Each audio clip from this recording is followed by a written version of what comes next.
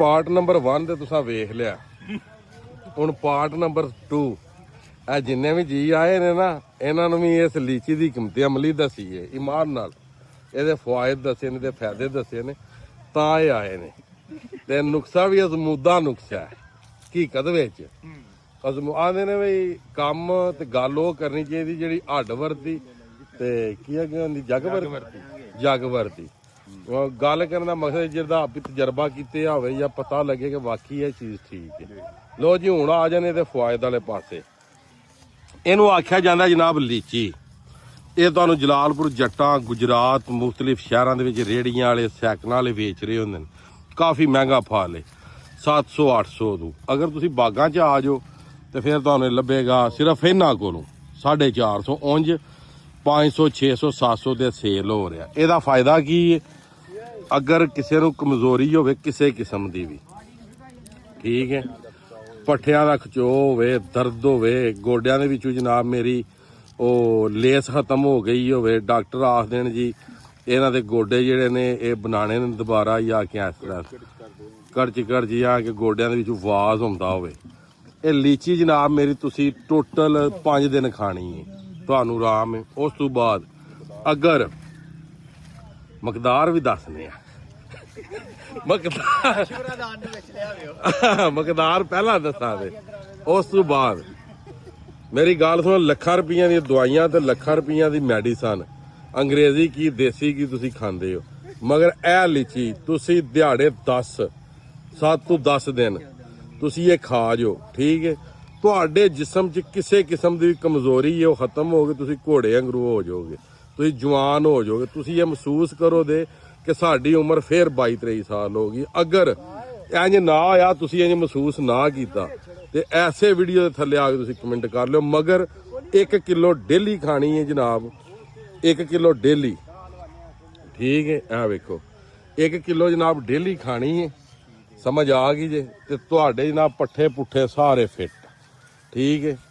ਤੇ ਕੁਵਤ ਮੁਦਾਫਤ ਦੇ ਵਿੱਚ ਬਹੁਤ ਜ਼ਿਆਦਾ ਠੀਕ, ਕਮਜ਼ੋਰੀਆਂ ਨੇ ਦੂਰ ਕਰ ਹਟਦੀ ਹੈ। ਜਿਹੜੇ ਮੁੰਡੇ ਨਹੀਂ ਨਾ ਚੜ੍ਹ ਸਕਦੇ ਮੋਟਰਵੇ ਤੇ ਉਹ ਵੀ ਮੋਟਰਵੇ ਤੇ ਸਫ਼ਰ ਕਰ ਸਕਦੇ ਆ, ਠੀਕ ਹੈ। ਇਹ ਉਹਨਾਂ ਵਾਸਤੇ ਵੀ ਵੀਡੀਓ ਹੋਵੇ। ਅਗਲਾ ਤੁਸੀਂ ਸਫ਼ਰ ਸਮਝਦੇ ਹੋ ਕਿਹੜੇ ਸਫ਼ਰ ਦੀ ਗੱਲ ਕਰ ਰਿਹਾ? ਨਹੀਂ ਮੈਂ ਕੋਈ ਗੱਲ ਗਲਤ ਕੀਤੀ ਵੀਡੀਓ ਵਿੱਚ? ਠੀਕ ਹੈ, ਬਿਹਤਰੀਨ ਹੈ। ਉਹ ਵੀ ਤਾਂ ਸਾਡੇ ਭਰਾ ਹੀ ਨੇ ਨਾ ਯਾਰ। ਲਿੱਤਰ ਖਾਣੇ ਨਾਲ ਤੇ ਬਿਹਤਰ ਹੈ ਨਾ ਕਿ ਲੀਚੀ ਖਾ ਲੈਣ। ਨਹੀਂ ਲਿੱਤਰ ਖਾਣੇ ਨਾਲ ਬਿਹਤਰ ਨਹੀਂ ਵੀ ਲੀਚੀ ਖਾ ਲੈਣ। ਜੀਟੀ ਰੋਡ ਤੇ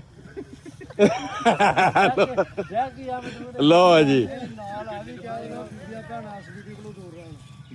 ਉਹ ਨਹੀਂ ਬੀਬੀਆਂ ਭੈਣਾਂ ਸੀ ਗੱਲ ਹੀ ਕਿਉਂ ਨਹੀਂ ਕੀਤੀ ਹੋਈ? ਹਾਂ ਤੇ ਜੇ ਇਹ ਗੱਲ ਹੈ ਕਿ ਜਿਹੜੇ ਸਾਡੇ ਬਜ਼ੁਰਗ ਨੇ ਜਾਂ ਸਾਡੇ ਕੋਈ ਭਰਾ ਕਮਜ਼ੋਰ ਨੇ ਉਹ ਲੀਚੀ ਦਾ ਇਸਤੇਮਾਲ ਕਰਨ, ਇਨਸ਼ਾਅੱਲਾ ਤਾਲਾ 10 ਦਿਨਾਂ ਦੇ ਵਿੱਚ ਰਿਜ਼ਲਟ ਅੱਛਾ ਆਵੇਗਾ ਇਨਸ਼ਾਅੱਲਾ, ਠੀਕ ਹੈ। ਤੇ ਹੋਰ ਬੜਾ ਖੁਸ਼ਬੂਦਾਰ ਬੜਾ ਜ਼ਾਇਕੇ ਵਾਲਾ ਇੱਕ ਫਲ ਵੀ ਹੈ, ਖੁਦ ਵੀ ਖਾਓ, ਆਪਣੇ ਬੱਚਿਆਂ ਨੂੰ ਵੀ ਖਵਾਓ ਤਾਂ ਕਿ ਉਹਨਾਂ ਦੀ ਗਰੋਥ ਅੱਛੀ ਹੋਵੇ, ਠੀਕ ਹੈ। ਇਹ ਇੱਕ ਅੱਛੀ ਚੀਜ਼ ਹੈ, ਮਾੜੀ ਚੀਜ਼ ਨਹੀਂ। ਉਂਝ ਵੀਡੀਓ ਨੂੰ ਤੁਸੀਂ ਗਲਤ ਪਾਸੇ ਲੈ ਜਾਓ, ਤੁਹਾਡੀ ਆਪਣੀ ਮਰਜ਼ੀ ਹੈ। ਕਮਜ਼ੋਰੀ ਹੋਵੇ ਤਾਂ ਦੂਰ ਨਹੀਂ ਕਰਨੀ ਚਾਹੀਦੀ। ਆਹੋ ਕੀਮਾਲ ਡਾਕਟਰਾਂ ਨਾਲ ਦੌੜਨਾ, ਨੈਚੁਰਲ ਚੀਜ਼ ਖਾਓ। ਇਹ ਵੇਖੋ ਸਾਰਾ ਜੰਗਲ ਹੀ ਜੰਗਲ ਹੈ। ਇਹ ਵੇਖੋ ਅੱਲਾ ਦੀ ਦਿੱਤੀਆਂ ਚੀਜ਼ਾਂ ਨੇ, ਅੱਲਾ ਦੀਆਂ ਦਿੱਤੀਆਂ ਜੜੀਆਂ ਬੂਟੀਆਂ ਜਿਹੜੀਆਂ ਤੁਸੀਂ ਖਾਓ, ਤੁਸੀਂ ਉਹਨਾਂ ਠੀਕ। ਤੇ ਲੀਚੀ ਦਾ ਮੌਸਮ ਹੈ, ਤੁਸੀਂ ਲੀਚੀ ਖਾਓ, ਕਮਜ਼ੋਰੀ ਦੂਰ ਭਗਾਓ। ਇਹ ਵੇਖੋ, ਇਹ ਚੈੱਕ ਕਰੋ, ਸੂਏ ਲਾਲ ਦਵਾਣੇ ਨਹੀਂ,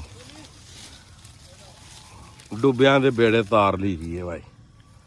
ਇਹ ਵੇਖੋ ਮਾਰਨਾ। ਹਾਏ ਹਾਏ। ਬਾਕੀ ਜਨਾਬ ਜ਼ਿਆਦਾ ਤੋਂ ਜ਼ਿਆਦਾ ਭਰਾ ਫਾਲੋ ਕਰ ਲਿਓ। ਤੇ ਲੀਚੀ ਵੀ ਜਨਾਬ ਦਿੰਦੇ ਨੇ ਸਿਰਫ ਲੀਚੀ, ਡਾਣੀ ਦਾ ਤੇ ਸਿਰਫ ਨਾਲ ਨਾ ਹੀ ਹੈ ਨਾ।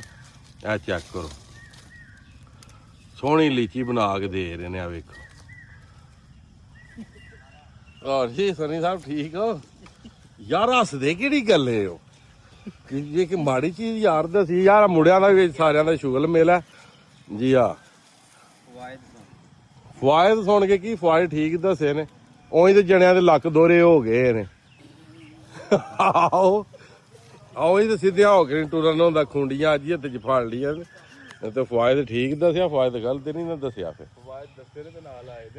ਜੀ ਆ ਕਿਉਂ ਇਹ ਤੁਹਾਡੇ ਕੋਲ ਬੰਦੇ ਨਹੀਂ ਲੈਣ ਆਉਂਦੇ ਇੱਥੋਂ ਆ ਵੇਖੋ ਇਹ ਜਿਸ ਤਰ੍ਹਾਂ ਖਰੋੜਿਆਂ ਦੇ ਵਿੱਚ ਲੇਸ ਹੈ ਨਾ ਮਾਨ ਕਰਾਉਣ ਨਾਲ ਇੰਜੇ ਚ ਲੇਸ ਹੈ ਜਿਸ ਚੀਜ਼ ਦੇ ਵਿੱਚ ਲੇਸ ਹੈ ਤੁਹਾਨੂੰ ਅਜੇ ਗੱਲ ਦੱਸੀ ਜਿਸ ਚੀਜ਼ ਦੇ ਵਿੱਚ ਲੇਸਦਾਰ ਚੀਜ਼ ਹੈ ਕੋਈ ਵੀ ਲੇਸਦਾਰ ਖਾਣਾ ਪਾਵਰਫੁਲ ਹੀ ਹੋਵੇਗਾ ਬਾਕੀ ਮਰਜ਼ੀ ਤੁਸੀਂ ਜਨਾਬ ਆਪਣੀ ਕਰਨੀ ਅੱਜ ਦੀ ਵੀਡੀਓ ਤੇ ਅੱਜ ਦਾ ਵਲੌਗ ਕਰਨੇ ਖਤਮ ਮੈਨੂੰ ਦਿਓ ਇਜਾਜ਼ਤ ਨੈਕਸਟ ਵੀਡੀਓ ਆਉਣ ਤੱਕ ਜ਼ਿਆਦਾ ਆਪਣਾ ਖਿਆਲ ਰੱਖਿਓ ਆਪਣੀਆਂ ਖਾਸ ਦੁਆਵਾਂ ਦੇ ਵਿੱਚ ਮੈਨੂੰ ਯਾਦ ਰੱਖਿਓ ਤੇ ਇਨਸ਼ਾਅੱਲਾ ਮਿਲਨੇ ਕਿਸੇ ਨੈਕਸਟ ਵੀਡੀਓ ਦੇ ਨਾਲ ਅੱਲਾ ਹਾਫਿਜ਼ ਫੀ ਮਾਨ ਅੱਲਾ